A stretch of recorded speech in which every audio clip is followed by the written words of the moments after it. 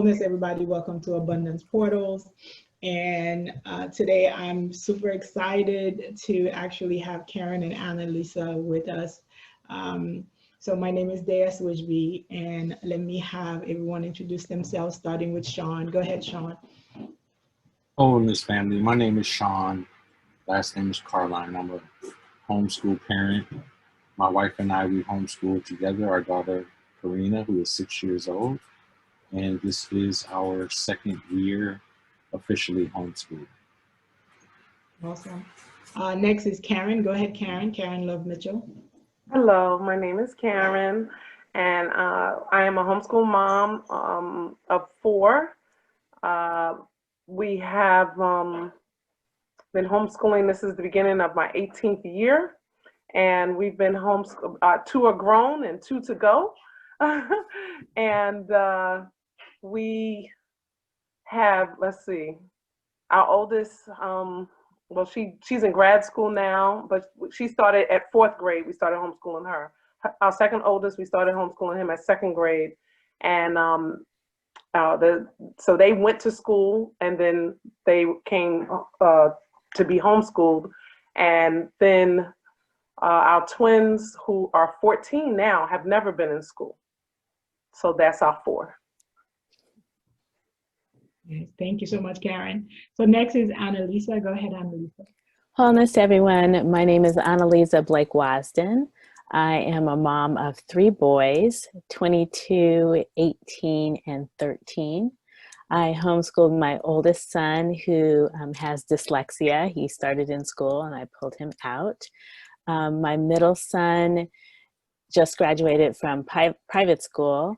And then my youngest is currently doing virtual learning through the school district, but is screaming to be homeschooled every single day. Right. And then last but not least is Life. Go ahead, Life. Hi, wholeness, everyone. My name is Life Lemuel LaRoche. I'm a homeschool dad, or should I say, we teach our children at home.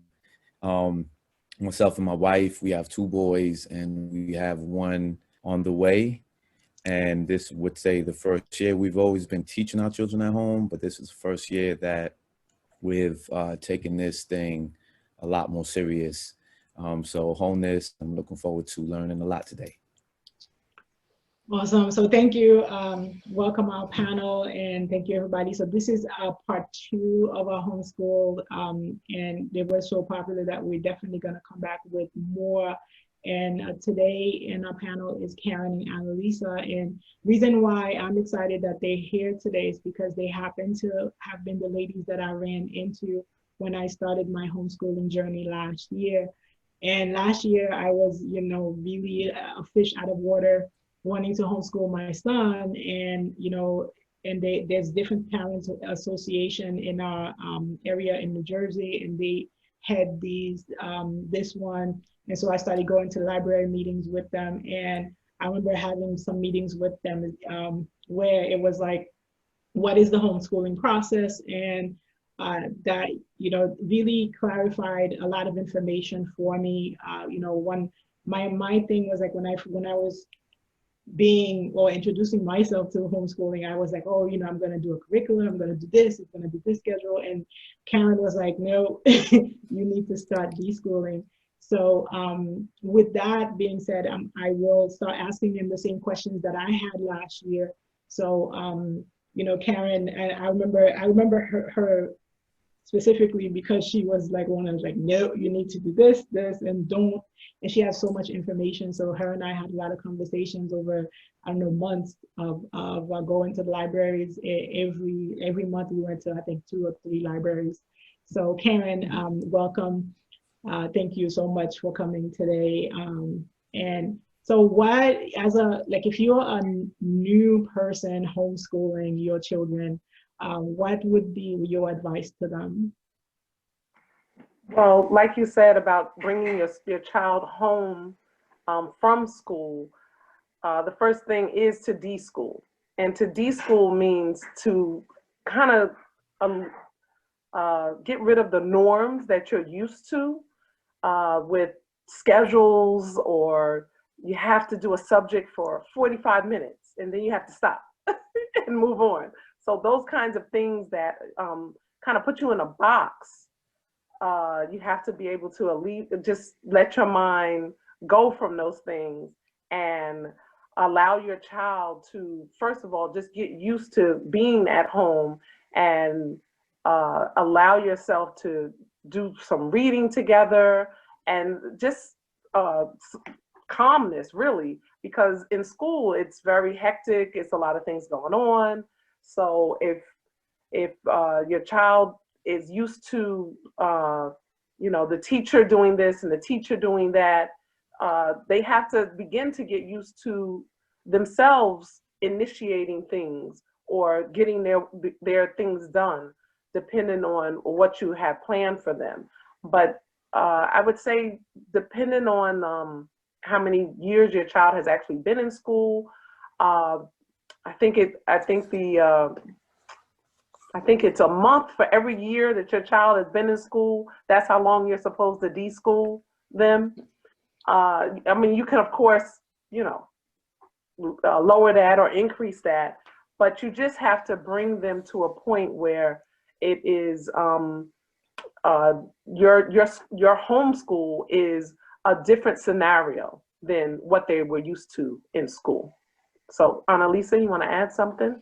Yeah, definitely. You need to take that time for your child to adjust. And depending on what their experience was in school, for my son, we called it a healing period. Because he had learning difficulties, he has dyslexia, he experienced a very different experience in school than my other boys. And it was a very hard experience for him. So we brought him home and I said that he needed some healing time. And we just sort of relaxed a little bit. I focused on what he liked to do. And interestingly enough, before I pulled him out of school, one of the things that he said to me was he was very irritated that the teachers, he specifically said, I want to know why the teachers only focus on the things that I'm struggling with and not with the things I can accomplish. And it made me really think about how we needed to approach homeschooling. So we took some time to heal, and we really, and we'll talk about this a little later, but we really looked at the curriculum from things that he was interested in studying. Yeah, I had to pause with that because I remember I had pressure from my mom wanting me to, basically sit on the table for like 4 or 5 hours with Bradley learning. And then when the ladies were like, no, you need to deschool. It was also not one great advice from Karen was deschool not only Bradley, but also yourself, so that, so that I needed to change my mindset as to like how to teach and what he was teaching. I mean, what I was teaching him. And so that needed patience, because once they said like the month, how do you call it, the month for every year, and I was thinking how long Bradley was in school, because by that time he was in school more than 5-6 years. And I was like, oh my God, that's like over 6 months. How am I gonna like tell my mom not teaching him anything for, but it was a process, and through the patience, I actually did spend less time deschooling Bradley, because I think I started, the deschooling process and changed my mindset.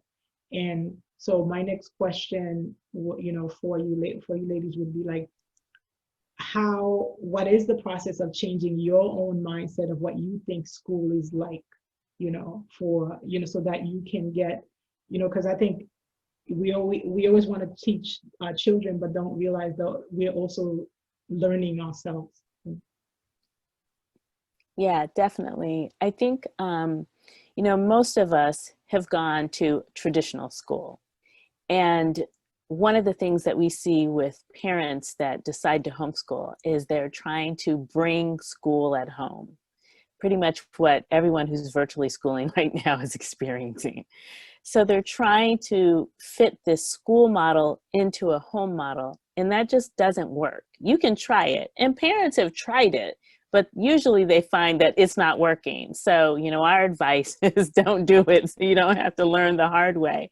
But you want to focus on what are your child's needs. And then focus on, and we'll talk about this too, I'll let Karen pipe in and then I'll go back to this. Then focus on the way that you learn and the way that you process things. And I'll talk about why that's important. But those are the things you want to look at, the way your child learns and the way you learn and the way you process things. Karen, do you want to add a little bit more? Yes, well, most of us, like Annélisa was saying, went to an actual traditional school. So we're used to following a particular schedule, and that's dictated by the school as opposed to ourselves or our the parent. There's no individualization. You're still doing homework after school. So your child is in school for 6, 7 hours a day, and then when they come home, they're doing more work.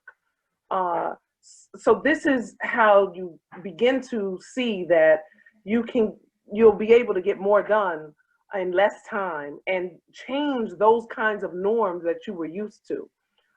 So if you focus on the fact that, like Annélisa was saying, to sort of like individualize the learning for your child, this is what begins the homeschooling as opposed to the school at home, which was no individualization. And so you're bringing it to homeschooling, which is individualization for your child. So you're honing in on what they need and how they need to be taught, how they learn, and how, like Annélisa was saying yourself, what are you, what mindset do you need to get rid of? Got a question. Quick question. For those parents that have multiple children and having multiple children who have multiple different learning styles, because I have one child who can pick up information in this area, but struggles in this area, whereas another child that is really good in this area likes more of the structure. This one doesn't like structure. Like how are you able to help those parents? How do you balance a lot of those different activities at once? Well, one of the first things that we do when we are talking to families is we do have a little quiz that is based on Howard Gardner's multiple intelligences.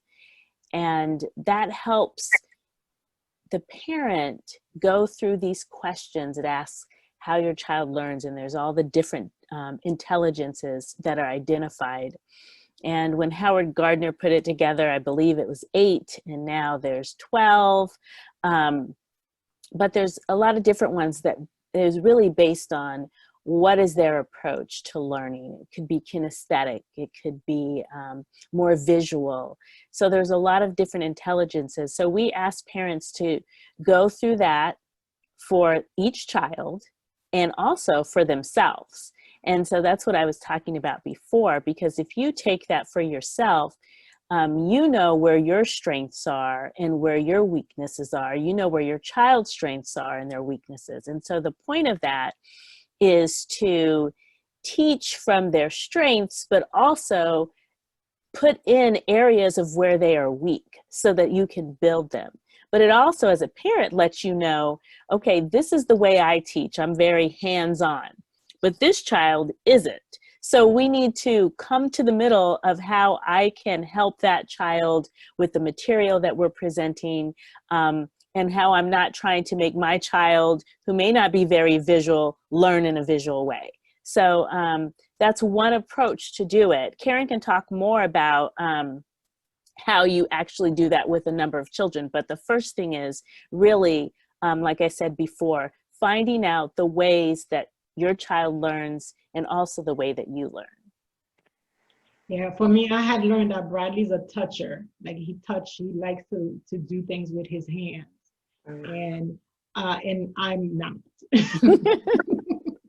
So So yeah, I had to, get him things. Life, I would add to what Annélisa is saying. I would add that you could invoke what's called unit studies, and that's one of the types of curriculum, or the ways in which you can homeschool, in order to teach multiple kids that are at different levels the same curriculum. But also you can, as far as when you were saying you have a child that has a strength in one area and a weakness in another area, well, like Annélisa was saying, you're going to build them up.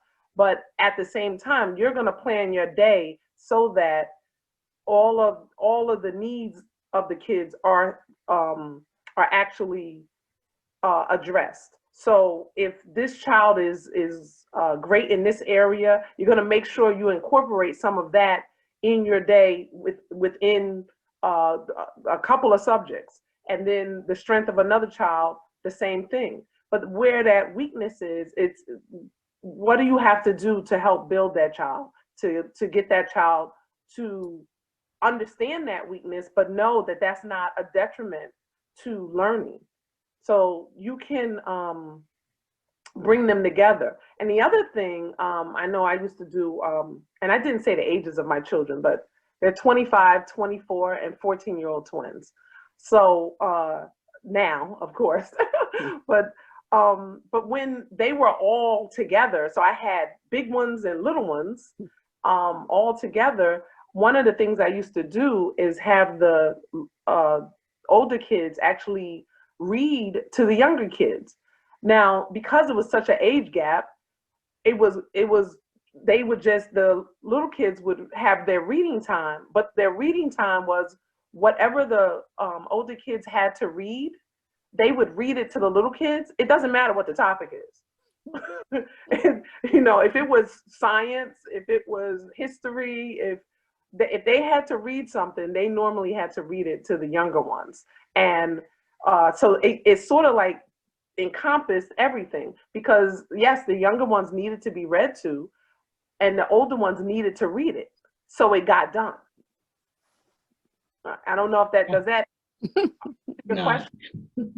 Yeah, no, that's an excellent one, because Bradley's single, so I end up reading. Now I have him read to me, so because he's 10, so I have him read to me, and I know that it really doesn't matter what he's reading as long as he's reading, and that's our schedule. You can let the child that's an expertise or good at one thing actually teach the other child that particular thing that they're good at, and vice versa. So that's how you can incorporate it, but it builds up their skills in presentation, their presentation skills. I saw on your website, Life, that you have a TED Talk, so you understand what I'm saying. So it builds up their presentation skills, but it also allows them to understand that their language must be such that they can convey the information to someone. If that child is understanding, then they have to change their language to make sure that they're using the correct words for the level of that particular person. But they could also teach it to you as the parent, or another family member or friend,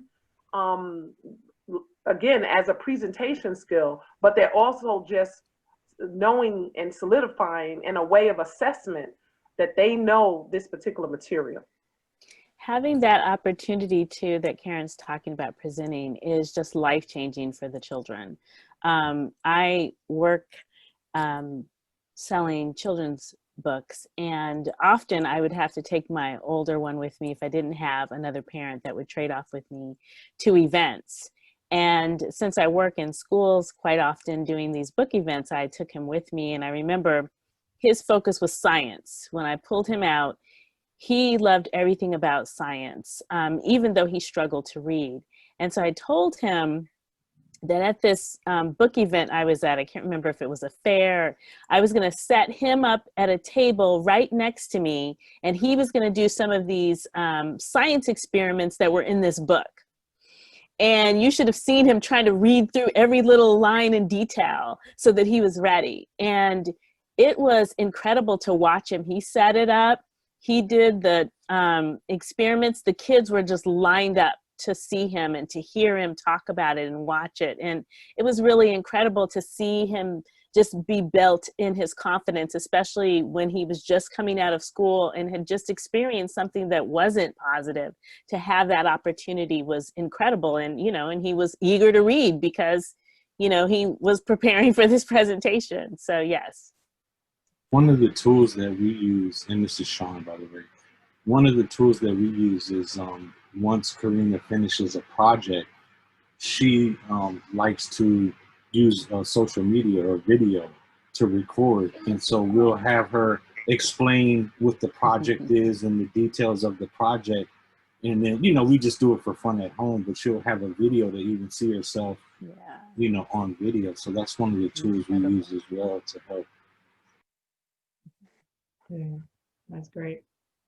So we've been discussing homeschooling, you know, traditional homeschooling. So my next question is, what is being done with the students or kids that are, I guess it's not technically homeschooling, it's schooling at home, really.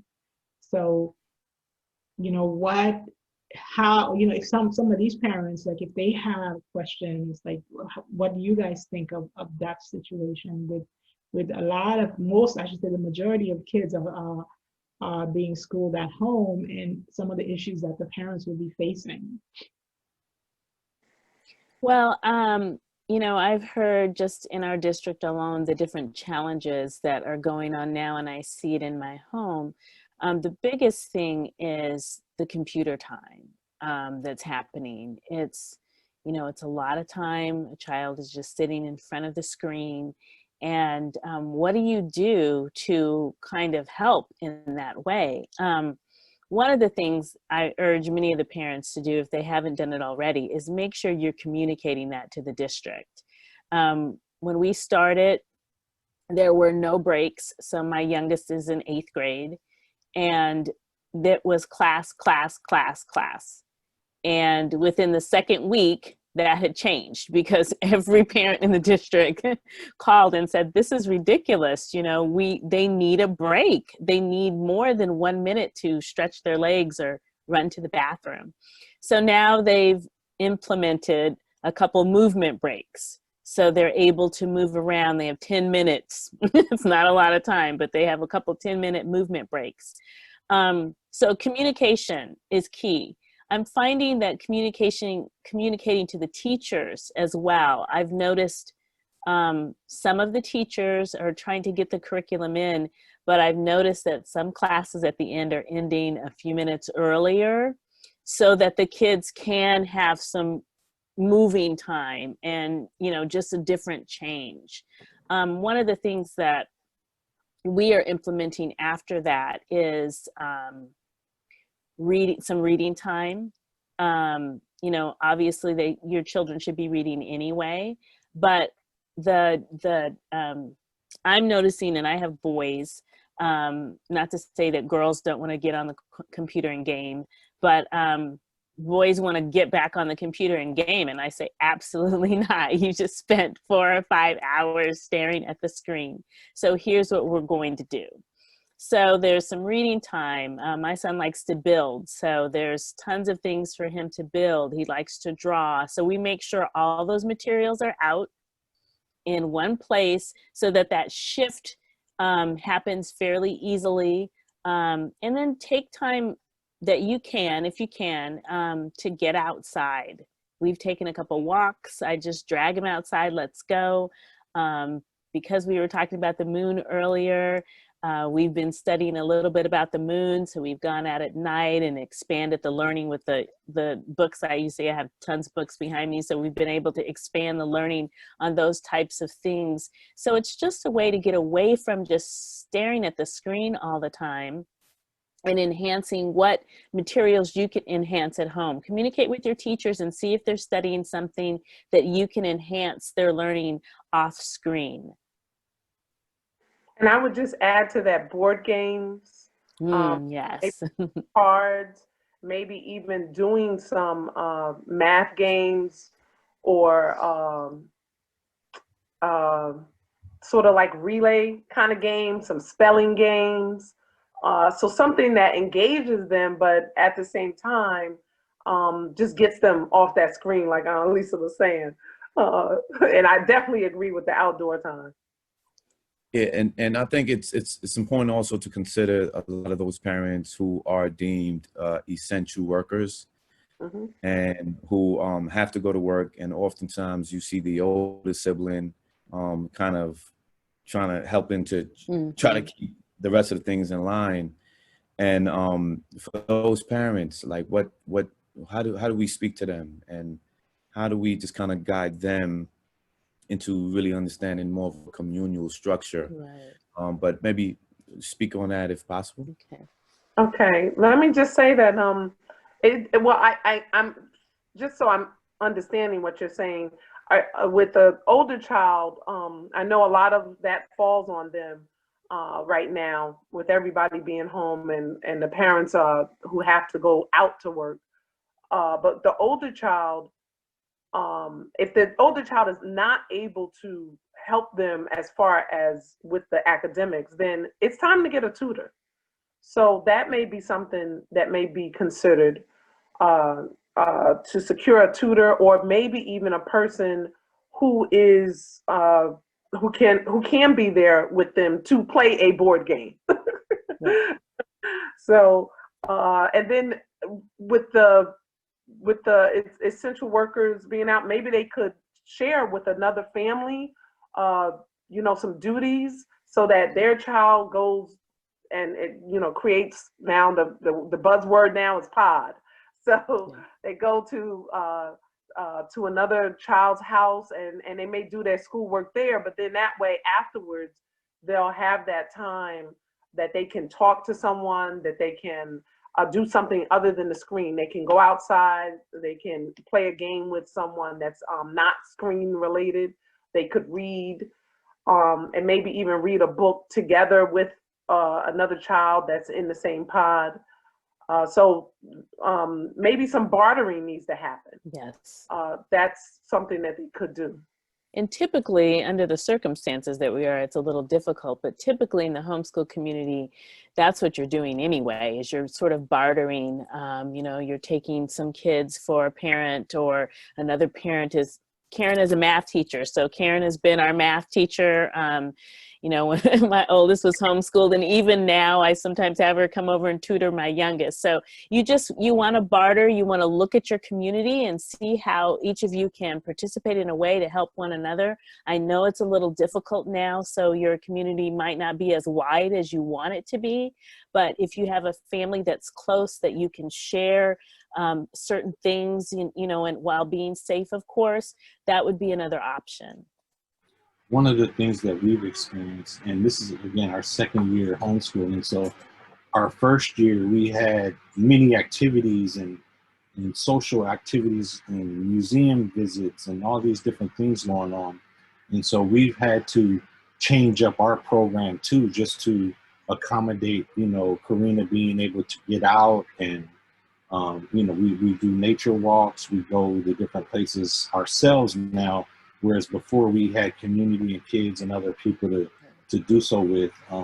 So even seeing that shift in those of us who have been homeschooling for a while has impacted a lot of the activities and things that are going on. So what do you say, even going forward with this, how you could implement even more activity? Well, one of the things is to get your child to volunteer, uh, like we were saying about presentation, to volunteer to give some a presentation to a group, and it could be over a Zoom, like now. It could be over Facebook. It could be just them recording, but them getting it to some other people. So I know my children, the twins, they are teens, and they're missing the fact that they used to volunteer at the library during toddler time, And so they can't do that right now, but they could, you could read a book and record it and send it to the librarian, who could, then share that with the kids that, they used to be with. But that's a way to get your child to engage with other children. It depends on what you want as far as the screen time is concerned. But it could even be meeting at a park, let's say. Weather's still it's not too bad right now, but meeting at a park and them giving a presentation of leaves and the different types of leaves. And it could just be for little ones. I know you were saying your child is 6 or 7, but that's, so maybe that's something that they could do, because they could always give of their time. And don't forget, this is one of the things I forgot to mention, is this is a great time, especially for those children who are schooling at home, who normally don't have the at-home time because they're coming from school, doing their homework, maybe doing an activity, and then getting dinner, and then bed. So this is a great time to start teaching them to do those things that are needed, those life skills that are needed at home. And this, of course, this is for homeschoolers as well. All of my children were washing their own clothes by the time they were 8 or 9 years old. So that's a skill. You need that. Cooking, teaching them to cook and cooking with them is science, it's presentation, it's math. So you can do all of those things with them now. How to cook, how to clean, how to do your laundry, how to shop, how to shop, because that's a great outdoor activity. That's a great thing that you could do as to meet up with 1 or 2 families, as opposed to 6 or 7 or 8 families. But if you meet up with 1 or 2 families at the grocery store, and you can call ahead and have the produce section manager come out and talk to the kids, or any other section, the bakery section. Now all of the supermarkets usually have a bakery section. They have a seafood section. They have a frozen food section. They have the meat section.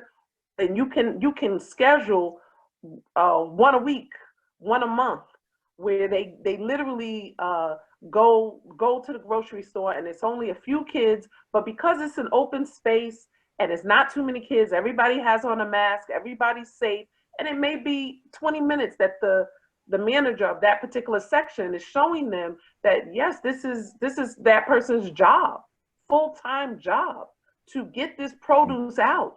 And it has to look a certain way, and it has to be presented a certain way. So that could be an outdoor activity for your child right now. And think of, and it doesn't have to just be a grocery store. There are other things like that, other opportunities to go to even small businesses where you can coordinate with them and say, yes, I want to just bring a small group, and it could be maybe a group of 4 families every half an hour for over a 2-hour period for that particular small business, and everybody pays a little fee to help that small business out, and they can go and learn about what's going on there. Yeah, what I really love about what you're saying is taking those small moments that we as adults we take for granted because we know how to do it. And I remember being in college, and I would have, like, you would see different students, mothers will come and still wash their clothes. And you're like, you've got to be kidding me. Your mom is washing your clothes right now? You know what I mean? But again, those are the small things that we take for granted because, you had to do a lot of that early. You know what I mean? You had no choice. But taking those moments, those life skill moments, and turning each one of those into actual activities that the children can learn, they can grow, they can develop from. And it's a really starch life skill that they pick up in the process. And another thing that I really appreciate what you're saying is the whole presentation. One of the big things that we know with not just our children, but children, period, is that public speaking, Right. that ability to communicate your thoughts. They get in front of crowds, they shut down, you know what I mean? They go into their cocoon, you know what I mean? But getting that process, getting that lesson in early about just presenting, what are you learning? When I come to my son, I'm like, what did you learn today? Like, and really like walk me through it. Because if you can share that with me, then I know that you understand what was being said. And what I really love what you said, Annélisa, is the whole idea of we have to, at this point, begin to practice community again. You know, we live in communities, but we don't know our neighbors. Right. You know, and, you know, we know what's happening, you know what I mean, you know, 3 states away with our friends, you know what I mean, but we don't even know who's next door to us. And we have to get back into the state, into the purpose of really understanding and practicing community, especially in these times. These times, we've always been able to manage and move because we moved in this pod motion, and not the new pod they're talking about, but the type of pod, like a super pod that moves through the ocean, that hunts together, that works together. And we have to start practicing that to really move through this critical time that we're in. So I appreciate that lesson that y'all sharing. Let me just add that when I was talking about volunteering, I focused on like maybe kids that's younger than your child, but also look towards the seniors that need help right now. They can't necessarily get out, and people aren't necessarily coming to them like they used to. So that may be an opportunity to pick up the leaves in their yard. I mean, you know, things like that, tidy their yard, take their trash, you know, so that they don't have to take it from the house out to the curb, or take it from the apartment downstairs. They put it outside, and they know that your child is coming to do that for them. So something like that even could be something of that. They have to understand that community, and understand that community means giving of your time and of yourself.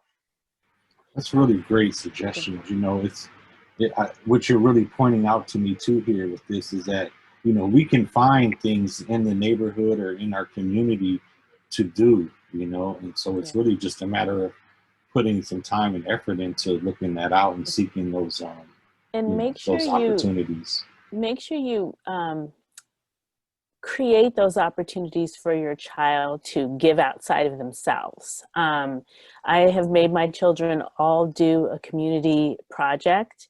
My youngest just finished doing a book drive for some children that struggled with reading over the summer. And it took him all summer to gather those, but there were 60 kids, and, you know, he decided he wanted to get 60 bags out and have a certain amount of books in there. And just the whole process of what he had to do, when he first thought of it, he thought, oh, great, this is going to be easy. But then he realized that there were some difficult times. He had to call people. He had to ask for donations. And I just loved watching him grow in this process. He asked me a couple times, can't you just call them for me? You know them. No, this is your project. Think about the kids that are going to receive that, and just him going through that process. But he was so happy at the end. He's just finished his thank you cards.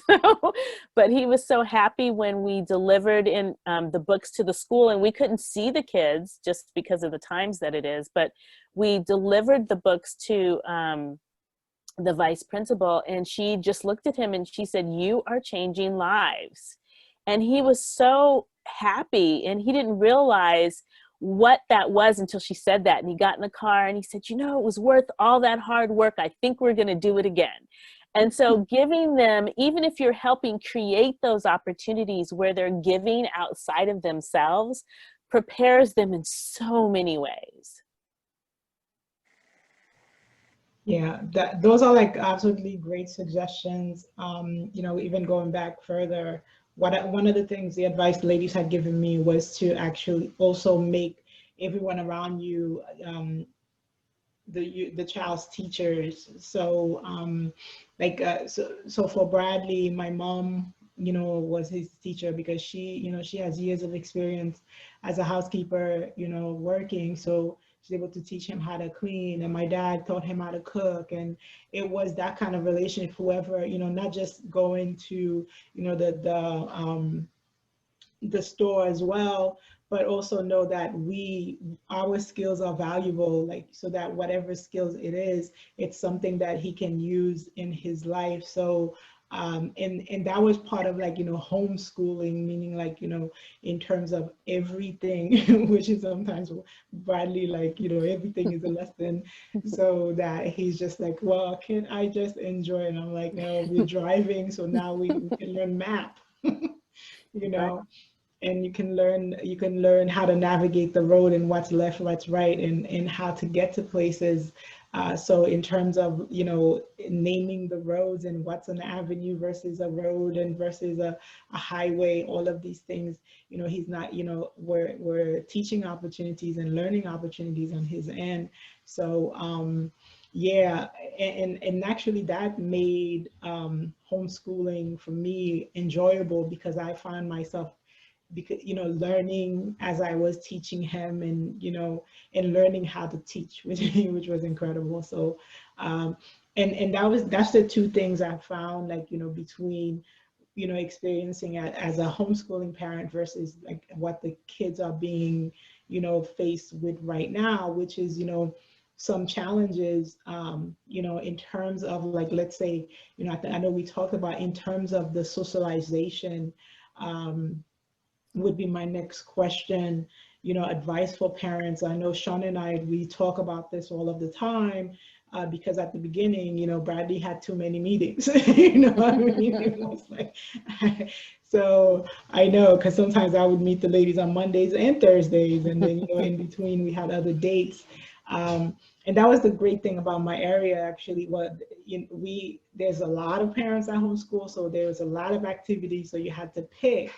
However, now children are faced with being home and stuck at home, really. So, like, and this is for the general question for everybody, like, what do you do in those cases, especially, like, they're being asked to spend hours in front of the computer. So, and they still want socializing, because and Veronica is not here, and I know that was going to be one of her biggest questions, because her son is a teenager, and his whole thing about wanting to go to school, the difference between her younger child and her older, is that he really needs the socialization of being with his peers, and enjoying that, life. So how do you deal with that? One of the things I want to say is that the difference between socialization that goes on in school, it's usually within a certain grade level. So if your child is fifth grade, it may be fourth and fifth graders, or fifth and sixth graders. It's very limited as far as ages are concerned. And then, of course, when they were in school, they really didn't get to socialize. They didn't really get to talk to one another. They didn't get to actually, just even hang out and have a calmness or stillness about them, or to run and play together, because they didn't necessarily have that, or do that, or even have enough time for that. But whereas with homeschooling, your socialization is not limited to an age. And so you think about any job that you go to, they don't say, okay, let's have all the teens go over here to this corner, all the 20-year-olds to this corner, and all the 30-year-olds. They don't do that. And that's why we should not do that to our children. We should make sure that they are socializing with all age groups, from people younger to them, to people in their age group, and people older than them, and people our age and beyond, so that they have great socialization skills of being able to talk to people. And this is how you can normally tell a homeschooler. A homeschooler will start talking to an adult. A person who, a child who goes to school won't do that, because they're not comfortable with that. They're not comfortable approaching someone, a grown person, to say anything to them or to have a conversation with them. But a homeschooler is. And so that's now that people are schooling from home, they can expand the socialization ages for their children. And this way they can get to see that, oh, that my grandparent is actually very interesting because I get to talk to them now. So they can bring in all of those people who is in their community in all age levels, not just their own age level. And I think Karen had spoke on it earlier, where she was saying you go out and you create, you create the environments for your kids to socialize, whether it's going to the store or creating that type of meetup. We used to do that as well. We used to go to different companies or organizations and bring the kids and let them do the tour around the facility and stuff like that. But one of the things that I've noticed, especially for us, because we've always taught at home and we were only really just starting to get accustomed to the activities and all the different things. So again, we've taken it in our own hands and started creating things for her to do. And we just go out to the parks or go out, to different places. And there are other kids out there, and we let them kind of just, form together or play together or whatever and mingle at that point. But, with everything going on, a lot of people aren't comfortable with that yet. So just try and find those who are comfortable to do something and build that with them, So that's what I would say to that at this point. And if you have older teens, so my middle son that just graduated in this year, one of the challenges was for him, everything happened. So things were delayed, graduation was delayed, them seeing their friends was delayed. But one of the things that we did with just a group of us parents, they wanted to see each other. So as long as everyone was masked up and had their distance, and they went to an open air, they went and walked around the reservation. I think there was 4 of them. So, I mean, you have to have some leeway, especially when you have teenagers that are, 16, 17, 18. You need to have a little leeway, but, and they were old enough and mature enough to say, we want to protect ourselves. Everybody had their mask on. But, you just, as a parent, you can be very careful and make sure that you're giving them the precautions that they need. But when they get to that age, you have to at least trust a little bit that they're going to be responsible. That's not to say we haven't seen some college students not being responsible, but, try to keep it to a small group, and, you're going to have to allow them to have a little leeway because they do want to see one another. So I'm sorry. No, go ahead, Leif. What we usually do with a lot of our sessions is we begin the sessions kind of get an idea of like where we at. Let's check in, right? Where you at, how you feeling? And then we go say something like, what song kind of represents where you at now? Or what's your book that helped you open your mind and things of that nature. And some of the things that we've seen that a lot more kids were attracted to were events like our debates. Like we had debates with other students and we set up the Zoom rooms. We can break it up into breakout sessions and all that kind of stuff. And we saw that those type of activities were really, really, fun. Kids get to ask questions. They came up with the questions and we allowed them to just kind of get into the debates. And that was a way of really bringing like other students in. During the summer when we ran our book club, we had a book club for more of the younger kids, and like they read The Animal Farm, and the older kids read Their Eyes Was Watching God. And then we had another book like The 4 Agreements that everybody watched, that everybody read, and we brought the parents in. And a lot of that was incorporating a lot of aspects of the technology. And what Sister and Annélisa said, every now and then we, the parents together, we got the big chessboards and we bring food. We're in a park and it's like, let's just chill. We got a parents yoga thing that the parents just come together sometimes and do yoga, and that's like a check-in moment for us. So we found ways to just kind of keep that online thing kind of happening.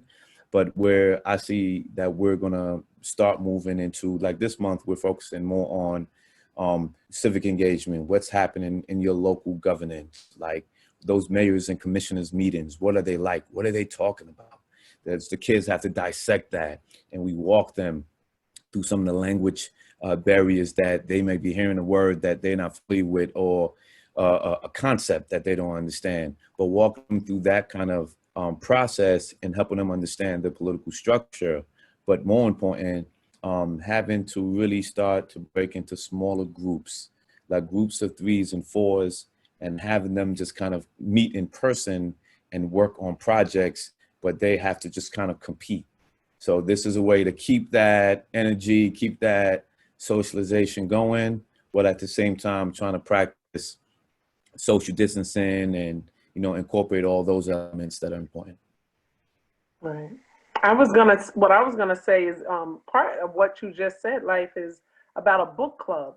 And so your child can even create a book club where they read a book together. Because like actually my kids were just finished 8th grade, and they read Animal Farm. And so they actually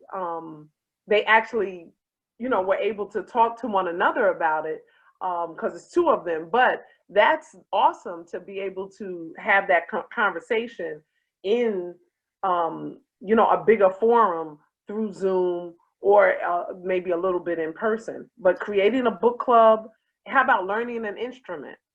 And I love learning about the political process. I know Tuesday, I made my kids watch part of the debate, because I made them realize that in 4 years, the next president, you're going to be voting for them. Like literally, they're 14 years old.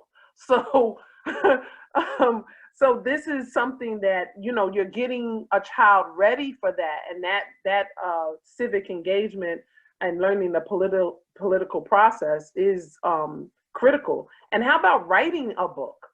That's something that they want to put pen to paper, and poetry or a novel, or now the graphic novels are a big thing now. Maybe they want to draw for it. Maybe they don't, you know, especially they may want to collaborate, where this particular child draws and this particular child writes, and that's how they come together to make a graphic novel. So something like that is how they can get together in those different ways. But they could also do Zoom and do scavenger hunts, escape rooms through Zoom. And even if they have the same board game at home, they could do through Zoom. And, you know, you get out your board game and you're moving your piece, and the person at their home is moving their piece, but they're playing the game together. You know, I love what you're saying, because I think it comes down to, because we can all just spit out 1,000 different things that we can do, right? And I think it comes back to what you said earlier. We got to be willing to deschool. Mm-hmm. And there has to be a will within the parent. And sometimes, you know, I think, you know, everybody wants well. We want the best for our children. Now, we have been programmed to believe that we don't have time. We have been programmed to believe that we don't have the energy, that we're frustrated, and we buy into that and we accept that. And thus we put that responsibility on something else or somebody else to do that. But I think what we're saying now is we're in a time where we're going to have to get a lot more serious about what it is that we want to do with our children. And ultimately, the parent is the teacher, right? I've watched some of these Zoom meetings and stuff that's floating all around, and parents are just cussing out teachers, and because the teachers are out of control, like, you know, things that they're sharing with their children, and, you know, telling children, and, you know, what the children are being exposed to. And last time we talked about this whole new experiment that somebody's playing with. And it's like, this is a time for us to really get serious about what we want to do with our children, and to really begin to build upon those communities. And if you don't, so not everybody feel they live in a safe community, but tribe, you know, connecting with that group and beginning to want something like, okay, this month we're going to focus on this. What we try to do is the days. Wednesdays are this day. Yesterday, kids out there with magnified glasses, looking at anthills, and, you know, incorporate all of those elements. And now you don't have to have $1 million, right? Go to the dollar store, you can get a couple of things. You can implement that in your backyard or on your front porch. Like right after we finish this, we're going outside and we're going to look at the stars with the Skyline app that I have to look at all the constellations, the full moon at night. So incorporating some of those small things that don't take much, but it just takes you as a parent to say, you know what, I'm going to at least implement one thing this week. And then next week, I'm going to implement something else. And so the whole deschooling and you taking your child's development back into your hands. I think that adapting to the process is the huge part which you're speaking of, because even for us, we spent at least a good year just doing research on how we were going to go about this process. And so for those parents who aren't in that, who don't have that luxury or aren't in that position, they have to, you know, do a fast track right now to get everything together. But, you know, with the way and the structure and how things are changing, this is that opportunity right here to go ahead and get out the comfort zone and do what's going on and what's going to be best for your family, you know. So give thanks for sharing that, Brother Life. I appreciate that. Yeah, and this is a great point in that we as parents really have to take ownership of this. It's not, you know, because think about all the different all the different districts and all the different, you know, school systems are doing different things, and some of them are experimenting with schooling at home for the first time, which means that things are going to change and things are going to merge, and, you know, so it is time to get out of your comfort zone to be able to say, okay, hey, I have a stake and a hand in this, and, you know, and not be afraid. And that was one of the main thing in that for me was like the whole thinking that, yes, I can school my child, you know, because there's this whole mindset into like, you know, you send your child to school to be educated and not realizing that the main education is from you, and that all of the, you know, all of the resources are available, and you can do it. And if anything, I really do feel that I can do a better job. Not to say that I have the knowledge, but in terms of really saying, okay, this is really like one-on-one with my child and knowing what he needs and what's best for our family, and only you know that for you and your child. And so yeah, and that's you know, with that said, I'm going to run into resources because Annelisa's been sharing a lot of resources with us. And, you know, I wanted to promote the ladies' number one resource. Again, they've been homeschooling parents for years. You know, they had the groups that's in my area. I live in New Jersey.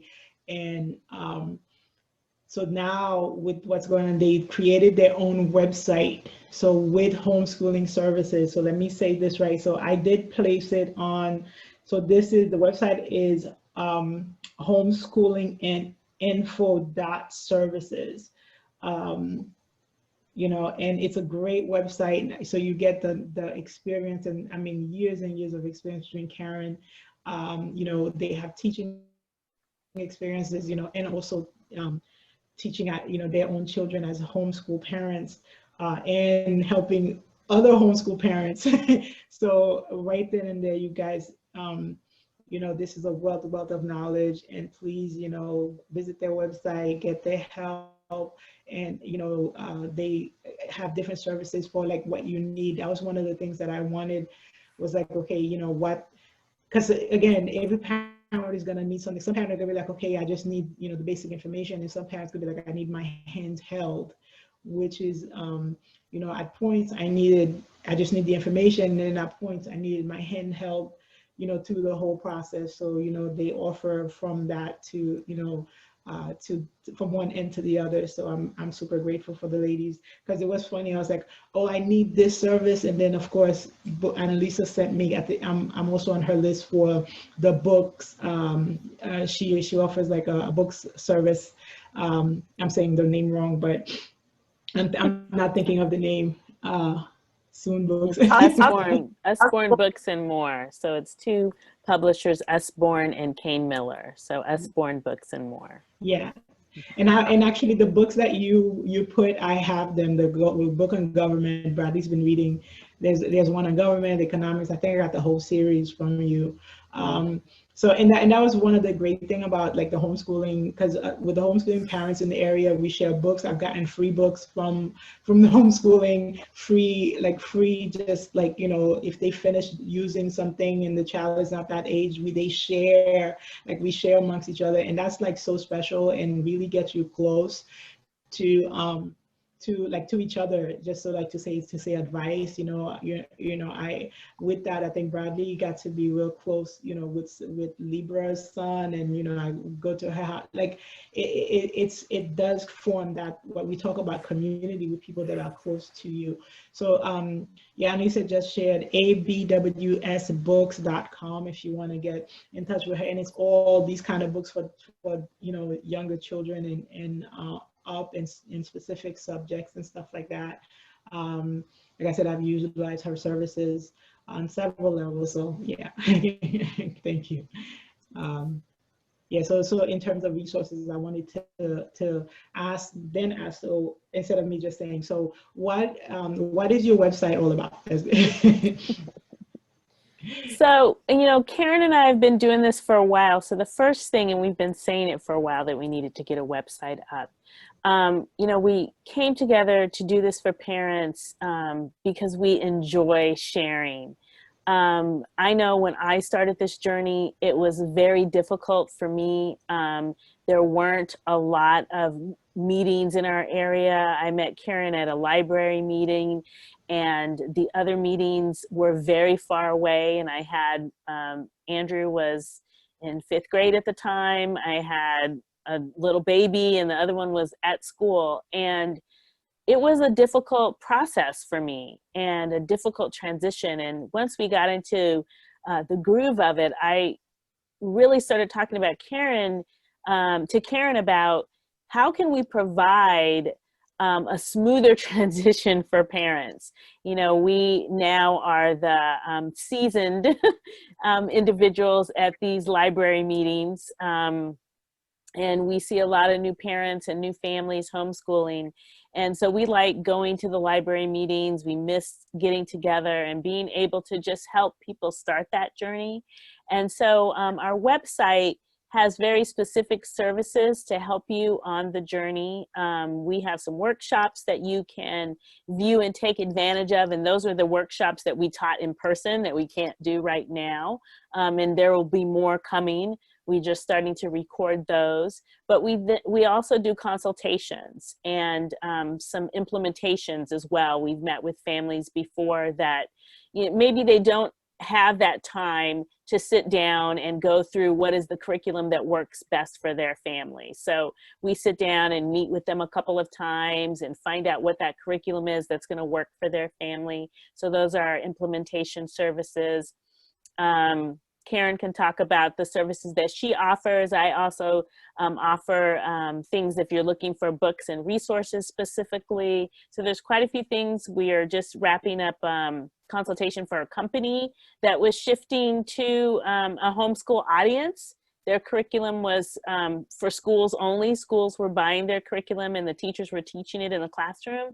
And they had to pivot really quickly, and they wanted to offer it to homeschool groups and individuals. So we do consultations for businesses as well. And Karen can talk about some of the services that she offers. Yes, so on our website, homeschoolinfo.services, I offer math tutoring and just sort of like a math practicality of sort of like assessing where your child is and how they can be helped. But I also help parents, because a lot of times that's what's stopping the child from learning the math, is the parent saying, oh, I don't know how to do math. So, okay, then you don't know how to do math. And that right there just shuts the child down. So we have to have breakthroughs with the parents as well. And then we just support. We have a couple just support when we have parents that are like, help, or they just need us to hold their hands a little. We have some opportunities to meet with them and just kind of help encourage them. You can do this. You can do this.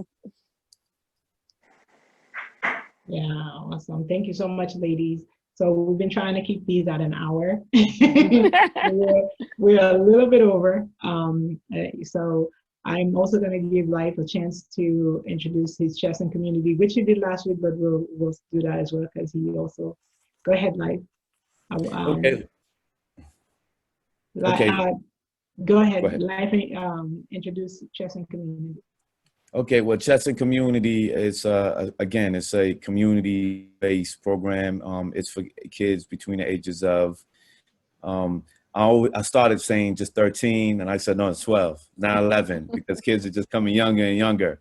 So we got kids as young as 10, right? So from 10 to about 17. And it is sort of like a peer, it is a peer learning experience that we walk students through. We have college students. I teach at the University of Georgia, and I teach in the School of Social Work, community practice, and power and oppression. But we get some students to help to navigate and teach some of those programs. And every month we focus on a different subject. Now initially we was founded on a concept that chess deals with critical thinking. But we're not just here to teach kids to become masters or grandmasters. Anybody can do that. It's more of how do you apply the movements and the pieces on the chessboard, which focus on systems thinking. How do you apply that to what's happening in your day-to-day life? So a lot of the programs we used to do on the ground focused on that type of development, and that's what you'll find in the TED Talk. But chess is just one aspect of it. We offer 4 different, what we call pillars. Young Scholars that focus on the educational enrichment, Project Rewire, focus on entrepreneurship, workforce development, knowing where you want to go, Civic Engagement, which is a program called Change, and that focus more on what's happening around you, your local politics, how do you engage, and the last part is what we call Collective Hands that focus on like this cultural enrichment, and this is where we took the kids to Ethiopia, and we had a trip set for Costa Rica until COVID happened. And the whole idea is just expanding our kids' reality and allow them to learn together and see that they are the solution for what they need to be developing in this world. And the whole focus is we bring them in with chess, with that critical thinking, but community is the output. How do we impact and better our community and not wait on everybody else to do it? So in a nutshell, this is what we do. We have point systems. So every month the kids come, we focus on a different theme, and then they collect those points and we go into the next one. And this month is a civic engagement. So the website is Chess and Community. Chess, that's CHESSAND, community.org. Chessandcommunity.org. And thank you so much. All right, thank you. Thank you so much, Karen and Annélisa and Life and Sean. Would you like to say anything, Sean? I should have said. No, that's good. Thank you. I appreciate the space. It was a great build, and I appreciate everyone. So Sean and I are always together. So it's like, yeah, we get to do this all the time. Thank you so much for inviting us. I'm so glad that we're able to join you and your audiences tonight. So thank you very much. Yes. Yes. Yeah. And Annélisa, I need like 20 of those government books. Okay, I'll get you. All right. Make it happen. All right. I give thanks. I appreciate y'all. He has a book on entrepreneurship too. Oh yes. Yeah, so that there's quite a few. Well, I put the website up there, so check it out. But we do have quite a few for the older kids that are about business, politics, philosophy, entrepreneurship. Yep, definitely. Yeah. All right, give thanks. Give thanks. All right. Right. Thank you, everyone. All right, everyone. So thank you so much for joining us on Abundance Portal regarding the homeschooling topic. So we'll see you next week, same time, Thursday nights. We're sticking to that schedule. So wholeness, everyone.